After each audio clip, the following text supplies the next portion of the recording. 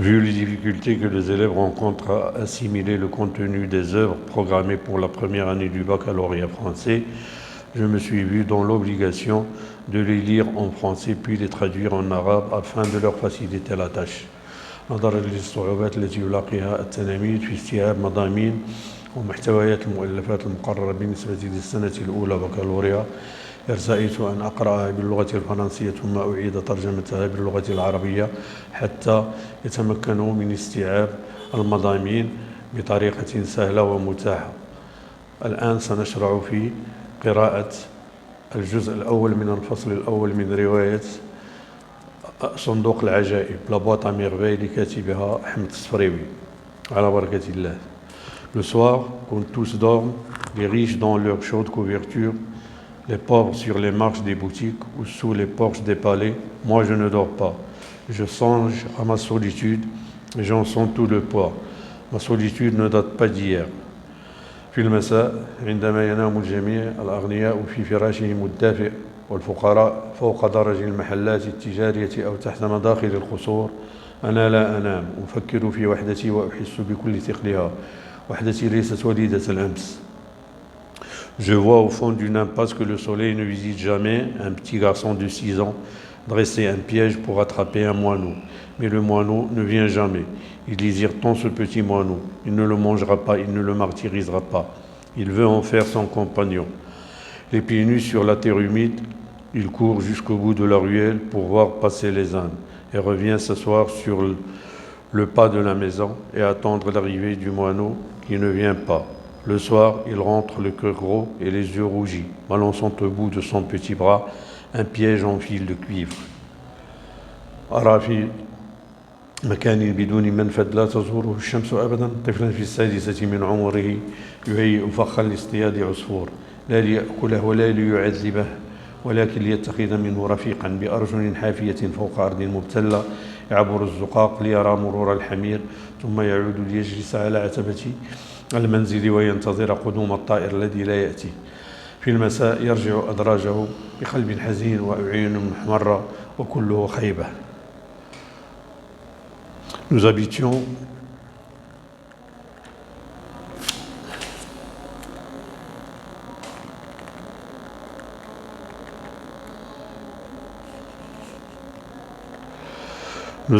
Dar Chouafa, la maison de la voyante. Effectivement, au rez-de-chaussée habitait une voyante de grande réputation. Les quartiers les plus éloignés, des femmes de toutes les conditions venaient la consulter. Elle était voyante et quelque peu sorcière. Adepte de la confrérie des Gnawa, Jean de Guinée, elle s'offrait une fois par mois une séance de musique et de danse nègre. Des nuages de benjoin emplissaient la maison et les crotales et les guenbris nous empêchaient de dormir toute la nuit.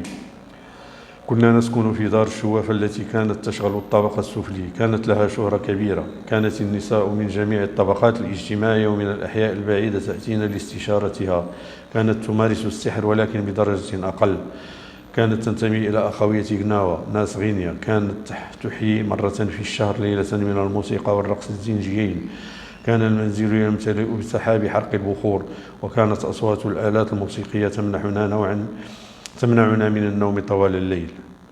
Je ne comprenais rien au rituel compliqué qui se déroulait au rez-de-chaussée. De notre fenêtre du deuxième étage, je distinguais à travers la fumée des aromates des silhouettes gesticulées. Elles faisaient teinter leurs instruments bizarres. J'entendais des yo-yo. Les robes étaient tantôt bleu ciel, tantôt rouge sang, parfois d'un jaune flamboyant. Les lendemains de ces fêtes étaient des jours morts, plus tristes et plus gris que les jours ordinaires. Je me levais de bonne heure pour aller au Msid, école coranique située à 2 pas de la maison. Les bruits de la nuit roulaient encore dans ma tête. L'odeur du benjoin et de l'encens m'enivrait. Autour de moi rôdaient les genoux, les démons noirs évoqués par la sorcière et ses amis, avec une frénésie qui touchait au délire. Je sentais les genoux me frôler de leurs doigts brûlants. J'entendais leur rire comme par les nuits d'orage. Mes index dans les oreilles, je criais les versets tracés sur ma planchette avec un accent de désespoir. لم أكن أفهم شيئا في تلك الطقوس المعقدة من خلال الدخان المنبعث من البخور. كنت ألمح عبر نافذتنا أشكالا غير واضحة المعالم تتحرك على وقع موسيقى صاخبة ولباس مختلفة ألوانه. كانت صبيحة تلك الليالي حزينة أكثر حزنا من الأيام العادية. كنت أستيقظ باكرا لأتوجه إلى المسجد. كان رأسي يؤلمني من أثر صداع الليل، وكانت رائحة البخور تسكرني. كان الجن يحوم من حولي ويلمسني بأصابعه الحارقة. كنت أغلق أذني بأصابعي وأردد آيات قرآنية بنبرة خيبة أمل. Les deux pièces de rez-de-chaussée. Les deux pièces du rez-de-chaussée étaient occupées par la chouafa, principal locataire. Au premier étage habitait Driss el-Oued, sa femme Rahma et leur fille d'un an plus âgée que moi. Elle s'appelait Zineb et je ne l'aimais pas. Toute cette famille disposait d'une seule pièce. Rahma faisait la cuisine sur le palier. Nous partagions avec Fatma Bziouia le deuxième étage. Nos deux fenêtres faisaient vis-à-vis et donnaient sur le patio. Un vieux patio dont les carreaux avaient depuis longtemps perdu leurs émaux de couleur et qui paraissait pavé de briques. Il était tous les jours lavé à grande eau et frotté au balai de Doum. Les genoux aimaient la propreté. Les clients de la chouafa avaient dès l'entrée une bonne impression d'honnêteté et de paix qui invitait à l'abondance, aux confidences, autant d'éléments qui aidaient la voyante à dévoiler plus sûrement leur avenir. لم أكن أفهم شيئا في تلك الطقوس المعقدة من خلال الدخان المنبعث. كانت الشوافة تشغل الغرفتين الموجودتين في الطابق السفلي. أما الطابق الأول فيسكن علال العواد وزوجته وبنته زينب التي كانت تكبرني بسنة. كنت لا أحبها. كان الجميع يسكن غرفة واحدة. كانت عتبة الباب تشكل المطبخ. أما نحن فكنا نتقاسم الطابق الثاني مع فاطمة البزيوية. كانت الدار تغسل يوميا لأن الجن يحب النظافة، لأنها كانت سببا في شعور زائرات الشوافة بإحساس الوضوح والطمأنينة، الشيء الذي كان يشجعهن الاستسلام والاعترافات التي كانت تسهل مهمة الشوافة في التنبؤ بمستقبلهن. Il n'y avait pas de clients tous les jours. Aussi inexplicable que cela puisse paraître, il y avait la mort de 16 ans. On ne pouvait en prévoir l'époque. Brusquement, les femmes cessaient d'avoir recours à des filtres d'amour, se préoccupaient moins de leur avenir, ne se plaignaient plus de leur douleur, des reins, des omoplates ou du ventre. Aucun démon ne les tourmentait. La chouafa choisissait ces quelques mois de trêve pour s'occuper de sa santé propre. Il se découvrait des maux que sa science ne pouvait réduire.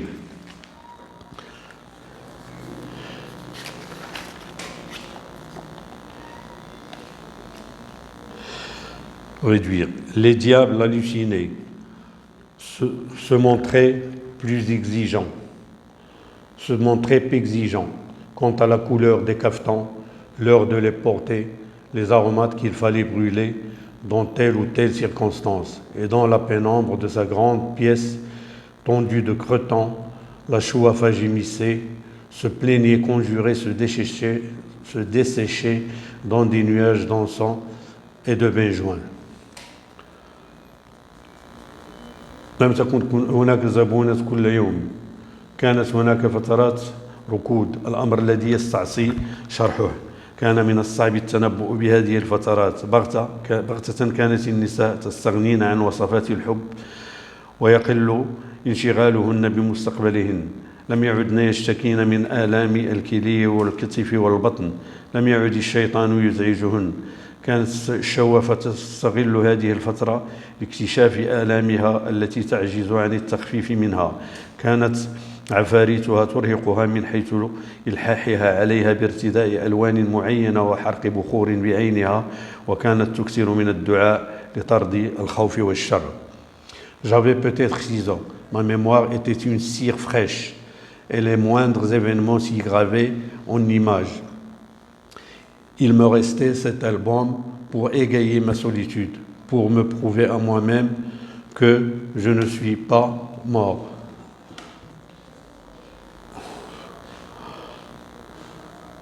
À 6 ans, j'étais seul, peut-être malheureux, mais je n'avais aucun point de repère qui me permit d'appeler mon existence solitude ou malheur. Je n'étais ni heureux ni malheureux, j'étais un enfant seul, cela je le savais, point farouche de nature, j'ébauchais de timides amitiés avec les bambins de l'école coranique, mais leur durée fut brève. Nous habitions des univers différents. J'avais un penchant pour le rêve. Le monde me paraissait un domaine fabuleux, une féerie grandiose, où les sorcières entretenaient un commerce familier avec des puissances invisibles. Je désirais que l'invisible m'admît à participer à ces mystères. Mes petits camarades de l'école se contentaient du visible, surtout quand ce visible se concrétisait en sucreries bleues,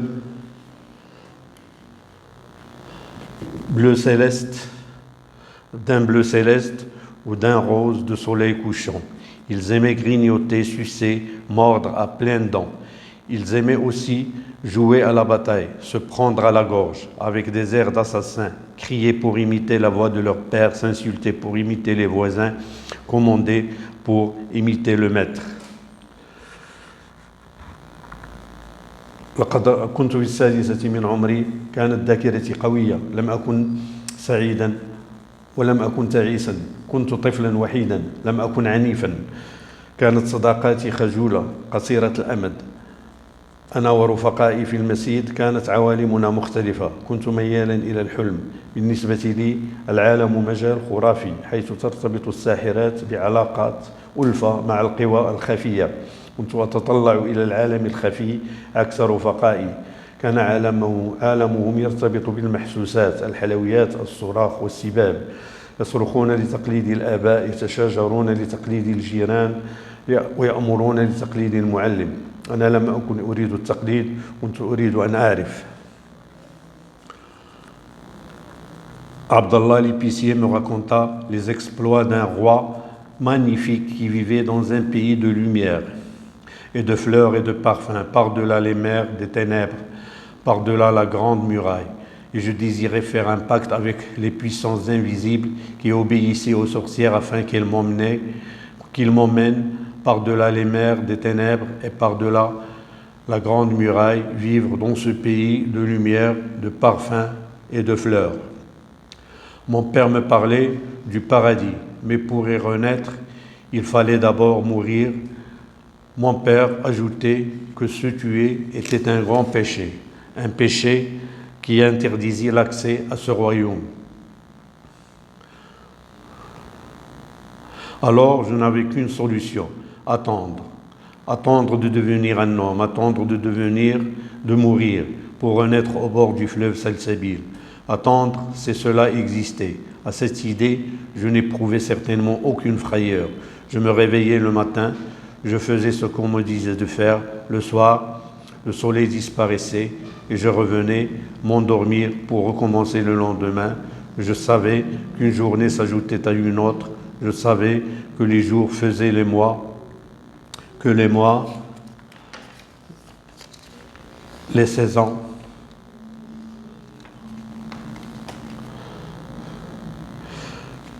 que les mois devenaient des saisons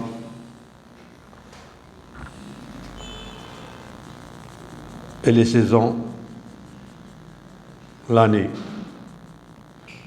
J'ai 6 ans. L'année prochaine, j'en aurai 7 et puis 9 et 10.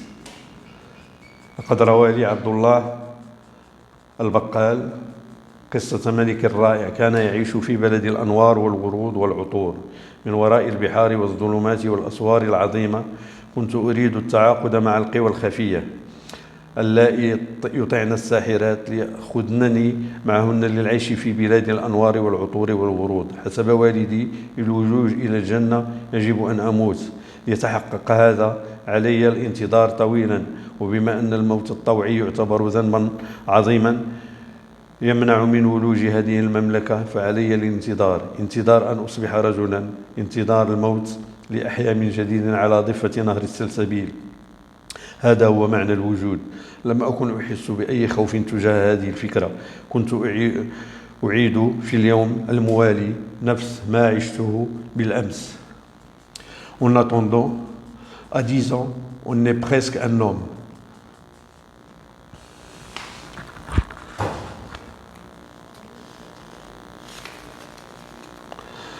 À 10 ans, on est presque un homme. À 10 ans, on est presque un homme. À 10 ans, on parcourt seul tout le quartier. On discute avec les marchands. On sait écrire au moins son nom. On peut consulter une voyante sur son avenir, apprendre des mots magiques, composer des talismans. En attendant, j'étais seul au milieu du grouillement de têtes rasées, de nez humides, dans un vertige de vocifération, de versets sacrés. L'école était à la porte de Derb el-Nouala. Le fqih, un grand maigre à barbe noire, dont les yeux lançaient constamment des flammes de colère, habitait la rue JF. Je connaissais cette rue. Je savais qu'au fond d'un boyau noir et humide s'ouvrait une porte basse d'où s'échappait toute la journée un brouhaha continu de voix de femmes et de pleurs d'enfants.